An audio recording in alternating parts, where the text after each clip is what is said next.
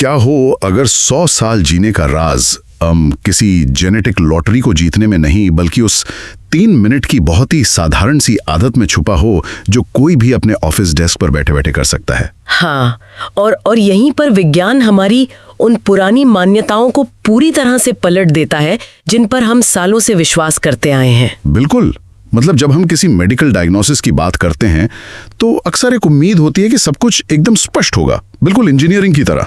सही कहा, जैसे हड्डी टूटी, एक्सरे मशीन में एक सफेद और टेढ़ी लाइन दिखी और डॉक्टर ने उंगली रखकर कह दिया कि भाई यहाँ समस्या है, बाइनरी है। हाँ, या तो टूटा है या नहीं टूटा है।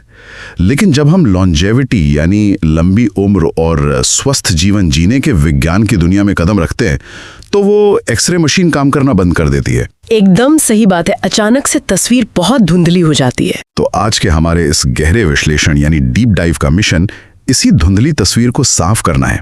हम उन तमाम रिसर्च पेपर्स और दुनिया भर के बड़े अध्ययनों का विश्लेषण कर रहे हैं जो ये बताते हैं कि शरीर असल में बूढ़ा कैसे होता है। और इसमें सबसे अहम सवाल ये है कि क्या 100 साल से ज्यादा जीना महज किस्मत का खेल है या फिर ये एक ऐसा विज्ञान है जिसे हम सब अपनी रोजमर्रा की जिंदगी में लागू कर सकते हैं। चलिए इसको थोड़ा विस्तार से समझते हैं, क्योंकि हमारे सोर्सेज में एक बहुत ही बेहतरीन केस स्टडी दी गई है 39 साल के आशीष गुप्ता की। हाँ, आशीष वाला केस। हाँ, तो वो अपनी फिटनेस को लेकर जागरूक तो हैं, लेकिन काम और जिम्मेदारियों के चलते समय नहीं निकाल पाते।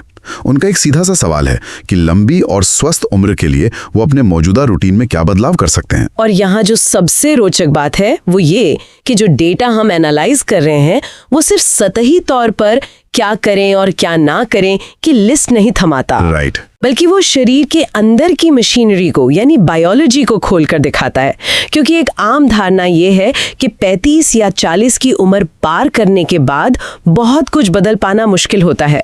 हाँ, हम अक्सर सोचते हैं कि लंबी उम्र तो बस जीन्स में लिखी होती है। अगर परिवार में लोग लंबा जिए हैं तो हमारा भी लंबा जीना तय है।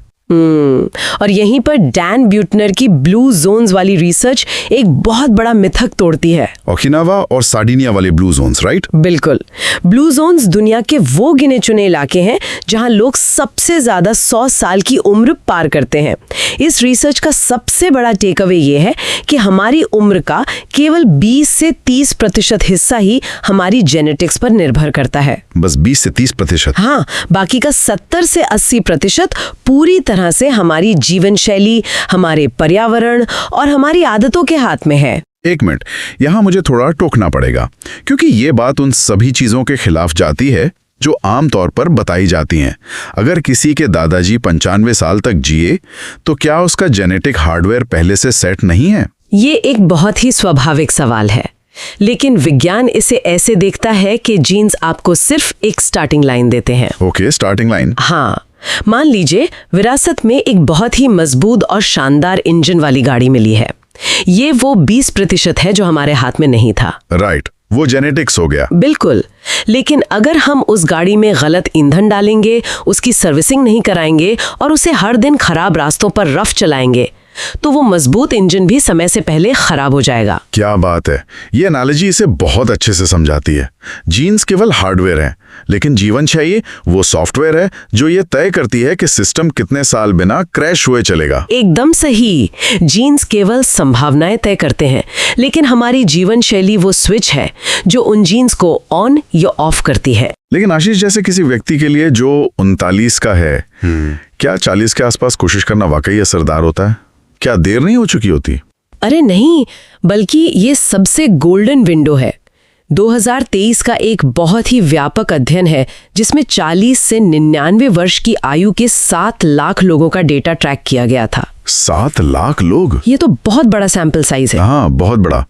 और इस अध्ययन ने साबित किया कि अगर कोई व्यक्ति 40 की उम्र के बाद भी केवल 8 सही आदतें अपना लेता है तो वो अपनी उम्र में 20 साल से ज्यादा जोड़ सकता है। 20 साल?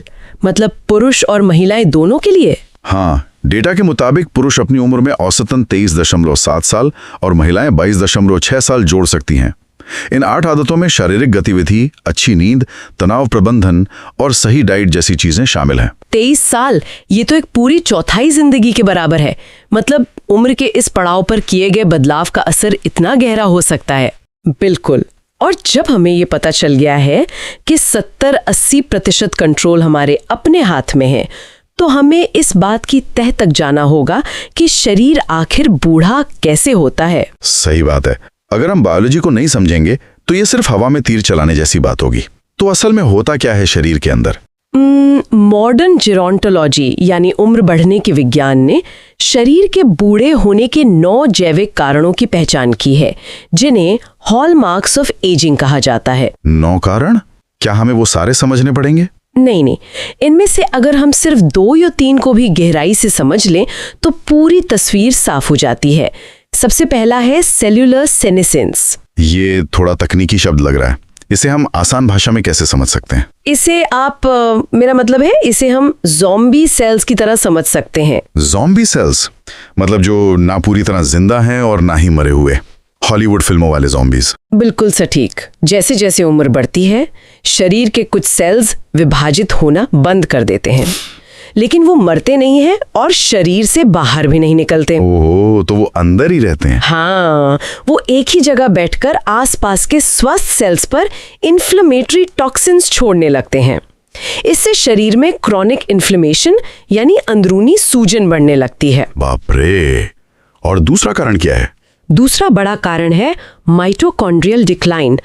माइटोकॉन्ड्रिया हमारे सेल्स का पावर हाउस या इंजन होता है।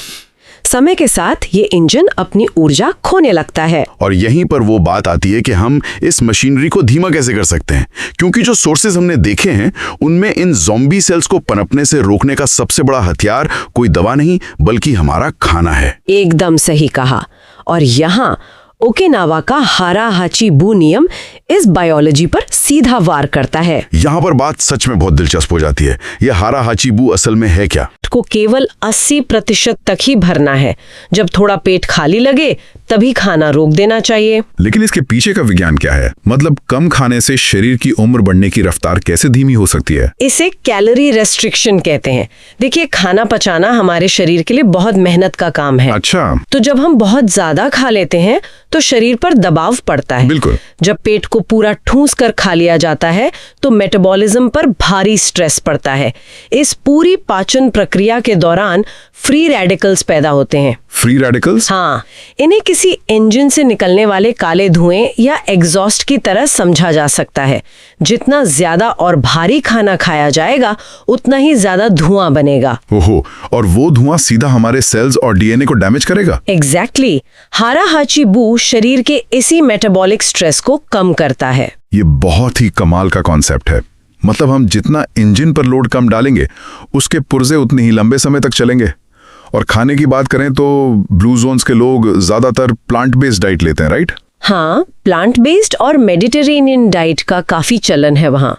अब अक्सर लोगों को लगता है कि लॉन्जेविटी डाइट के लिए शायद कोई बहुत ही एक्सोटिक बेरीज या विदेशी सब्जियां खानी पड़ेंगी, लेकिन सबसे सस्ती लॉन्जेविटी डाइट तो हमारी एक साधारण भारतीय थाली भी हो सकती है। बिल्कुल हो सकती है। अगर एक संतुलित भारतीय थाली को देखें तो उसमें दाल है जो बेहतरीन प्लांट प्रोटीन देती है, तरह तरह की सब्जियां हैं जो एंटीऑक्सीडेंट से भरपूर है, और रोटी या ब्राउन राइस के रूप में कॉम्प्लेक्स कार्बोहाइड्रेट्स भी तो हैं। हाँ, और साथ में थोड़ा सलाद और फर्मेंटेड फूड के रूप में दही भी होता है। बस शर्त यह है कि उसमें चीनी, अल्ट्रा प्रोसेस्ड फूड और डीप फ्राइड खाने की मिलावट ना हो, क्योंकि अल्ट्रा प्रोसेस्ड फूड तो सीधा उन ज़ॉम्बी सेल्स को खुराक देता है। एकदम सही पकड़ा।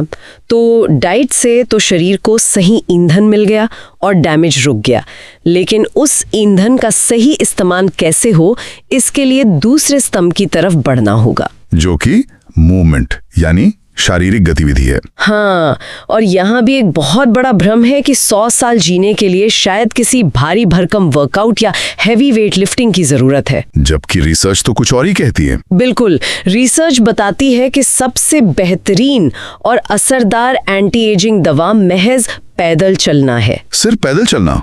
कोई जिम मेंबरशिप नहीं? कोई जरूरत नहीं है।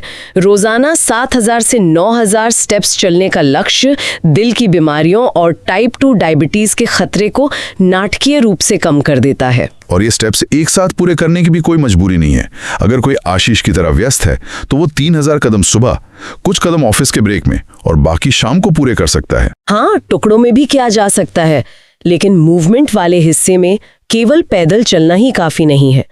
उम्र बढ़ने के विज्ञान में एक और कॉन्सेप्ट आता है, सार्कोपीनिया। सार्कोपीनिया, इसका क्या मतलब है? सार्कोपीनिया का मतलब है उम्र के साथ मांसपेशियों यानी मसल मास का सिकुड़ना और कमजोर होना। 40 की उम्र के बाद शरीर हर दशक में अपनी कुछ प्रतिशत मांसपेशियां खोने लगता है। अच्छा। और मांसपेशियां केवल ताकत के लिए तो होती नहीं है। बिल्कुल नहीं, वो शरीर में इंसुलिन को सोखने का सबसे बड़ा सिंक होती हैं। अगर मांसपेशियां कम हो गई तो शरीर में शुगर का स्तर बिगड़ने लगता है। इसीलिए सोर्सेज में हफ्ते में कम से कम 2 दिन स्ट्रेंथ ट्रेनिंग करने पर जोर दिया गया है, जैसे कि थोड़े पुशअप्स, स्क्वाट्स या प्लैंक्स। हाँ, क्योंकि इससे ये गिरावट रुकती है और मेटाबॉलिज्म तेज रहता है। और जो लोग डेस्क जॉब करते हैं, दिन भर स्क्रीन के सामने बैठे रहते हैं, उनके लिए इन सोर्सेज से मैंने एक बहुत ही सटीक और काम की बात निकाली है। वो है 3 मिनट हैबिट। वो 3 मिनट की आदत। ये बहुत जरूरी है। नियम यह है कि हर 45 से 60 मिनट लगातार काम करने के बाद सिर्फ 2 मिनट के लिए अपनी कुर्सी से उठना है, थोड़ा स्ट्रेच करना है या कुछ कदम चलना है। ये सुनने में बहुत छोटी सी बात लगती है, लेकिन इसका बायोलॉजिकल इम्पैक्ट बहुत बड़ा है। लगातार बैठे रहने से पैरों की मांसपेशियों में एंजाइम्स की गतिविधि लगभग बंद हो जाती है। अगर मैं इसकी तुलना कंप्यूटर से करूं तो ये बिल्कुल वैसा है जैसे किसी ज़रूरी डॉक्यूमेंट पे काम करते हुए हम बार बार कंट्रोल S यानी सेव दबाते हैं, ताकि ज़्यादा देर बैठे रहने से शरीर का मेटाबॉलिज्म हैंग या स्लो डाउन ना हो जाए। बहुत ही सटीक एनालॉजी है ये। डाइट शरीर में डैमेज को कम करती है और मूवमेंट उस कचरे को फ्लश आउट करने का काम करता है। लेकिन खाना और चलना तो बाहर से दिखता है। शरीर की असली मरम्मत तो तब होती है जब हम कुछ नहीं कर रहे होते हैं, यानी सोते समय या रिलैक्स करते समय। एग्जैक्टली। हार्वर्ड हेल्थ का एक बहुत ही बड़ा अध्ययन है जो 34 साल तक चला था और उसमें 1,20,000 लोगों को ट्रैक किया गया। 1,20,000 और 34 साल, बाप रे। हाँ, और इस स्टडी से महिलाओं को 14 और पुरुषों को 12 अतिरिक्त साल मिले। इसमें नींद को एक बहुत बड़ा फैक्टर माना गया। हाँ, उस रिसर्च में 11 बजे वाले रूल का जिक्र है। रात 11 बजे से पहले सोना और 7 से 8 घंटे की नींद लेना। लेकिन नींद में ऐसा क्या जादू है? जादू नहीं, ये एक बहुत ही उन्नत बायोलॉजिकल मैकेनिज्म है जिसे ग्लिम्फेटिक सिस्टम कहते हैं। ग्लिम्फेटिक सिस्टम, ये क्या करता है? देखिए, दिन भर जब हमारा दिमाग काम करता है तो उसके सेल्स के बीच बहुत सारे टॉक्सिन्स और वेस्ट प्रोटीन जमा हो जाते हैं। अच्छा। जिनमें अमाइलॉइड बीटा भी शामिल है, जो अल्जाइमर का एक बड़ा कारण होता है। जब गहरी नींद आती है तो ब्रेन के सेल्स असल में शारीरिक रूप से थोड़े सिकुड़ जाते हैं। वेट, सच में दिमाग के सेल्स लिटरली छोटे हो जाते हैं? और फिर सेरेब्रोस्पाइनल फ्लूइड उस खाली जगह से बहकर दिन भर के सारे टॉक्सिन्स को धोकर बाहर निकाल देता है। अरे वाह, मतलब नींद दिमाग के लिए एक पावर वॉश की तरह काम करती है। बिल्कुल। और अगर नींद में कटौती की जाए तो वो टॉक्सिन्स वहीं जमा रह जाते हैं। इसके अलावा नींद के दौरान ही हार्मोन्स भी संतुलित होते हैं। लेकिन सिर्फ नींद ही शरीर को रिलैक्स नहीं करती, जागते हुए तनाव को मैनेज करना भी उतना ही जरूरी है, क्योंकि तनाव तो एक साइलेंट किलर है। एकदम सही बात है। लगातार तनाव में रहने से शरीर में कॉर्टिसोल नाम का हार्मोन हर वक्त हाई रहता है, जो इम्यून सिस्टम को डैमेज करता है। लेकिन अच्छी बात यह है कि तनाव कम करने के लिए रोज सिर्फ 10 मिनट काफी हैं। 5 मिनट डीप ब्रीदिंग और 5 मिनट किसी शांत जगह पर बैठना। हाँ, कॉर्टिसोल के स्तर को नीचे लाने के लिए इतना काफी है। और अगर हम लॉन्जेविटी की इस पूरी तस्वीर को बड़े पैमाने पर देखें तो लंबी उम्र सिर्फ शरीर से नहीं, समाज से भी जुड़ी है। ये मुझे इस पूरी विश्लेषण का सबसे हैरान करने वाला हिस्सा लगा। हम हमेशा डाइट और एक्सरसाइज के इर्द गिर्द घूमते रहते हैं, लेकिन ब्लू जोन्स के लोगों में एक लाइफ पर्पस होता है जिसे इकिगाई कहते हैं, और उनके सामाजिक रिश्ते बहुत मजबूत होते हैं। हाँ, सोर्सेज बताते हैं कि अकेलापन सेहत के लिए उतना ही खतरनाक है जितना कि धूम्रपान करना। बिल्कुल। क्रॉनिक अकेलापन बायोलॉजिकल सिस्टम के लिए एक फिजिकल डैमेज है। जब इंसान सोशली कनेक्टेड होता है तो नर्वस सिस्टम रिलैक्स रहता है और इम्यूनिटी बढ़ जाती है। मतलब विज्ञान भी अब ये मान रहा है कि परिवार और दोस्तों के साथ समय बिताना या जीवन का कोई लक्ष्य होना अक्षरशः एक मेडिकल प्रिस्क्रिप्शन की तरह काम करता है। सही कहा। कोई सप्लीमेंट वो फायदा नहीं दे सकता जो अपनों के साथ बिताई गई एक अच्छी शाम दे सकती है। लेकिन क्या असल जिंदगी में भागदौड़ के बीच इन सबको अपनाना मुमकिन है? हमारे पास कई मशहूर हस्तियों के उदाहरण है, जैसे अमिताभ बच्चन, अनिल कपूर या मिलिंद सोमन। हाँ, वो 60-70 की उम्र में भी गजब के फिट हैं। बिल्कुल। तो जब हम उन्हें देखते हैं तो लगता है कि शायद कोई जादू है, लेकिन सोर्सेज में उनका जो सीक्रेट बताया गया है वो अर्ली वेकअप, हाइड्रेशन, पोषण कंट्रोल और डिजिटल डिटॉक्स है। So what does this all mean? इसका सीधा सा मतलब है कि 100 साल जीना परफेक्शन के बारे में नहीं है, जहां हमेशा सब कुछ सही हो। ये 30-40 सालों तक कंसिस्टेंसी यानी निरंतरता बनाए रखने के बारे में है। मतलब कभी कभार चीट मील चल सकता है? बिल्कुल चल सकता है। डेटा कहता है कि अपनी जीवन शैली में सिर्फ 20 से 30% सुधार करने से भी कई स्वस्थ साल जोड़े जा सकते हैं। और साथ ही 40 के बाद सालाना blood sugar, cholesterol, vitamin D और बीपी की जांच से बड़ी बीमारियों को वक्त रहते रोका जा सकता है। एग्जैक्टली। तो अगर हम आज के इस गहरे विश्लेषण को समेटें तो लंबी उम्र का फॉर्मूला बहुत आसान है। हाँ, ये 5 आसान चीजों पर टिका है। रोज टहलना, प्लांट बेस्ड डाइट, अच्छी नींद, कम तनाव और मजबूत सामाजिक जीवन। और ये सब बिना किसी बड़े खर्चे के किया जा सकता है। बिल्कुल, इसे आज और इसी वक्त से शुरू किया जा सकता है। तो हमने विज्ञान और आदतों के जरिए जीवन में 15 या 20 अतिरिक्त साल जोड़ने का तरीका तो जान लिया, लेकिन सबसे बड़ा सवाल ये है कि अगर सच में 20 साल और मिल जाएं, तो कोई उस अतिरिक्त समय का क्या करेगा? क्या एक लंबी उम्र की चाहत एक गहरे मकसद की मांग नहीं करती? सोचिएगा जरूर।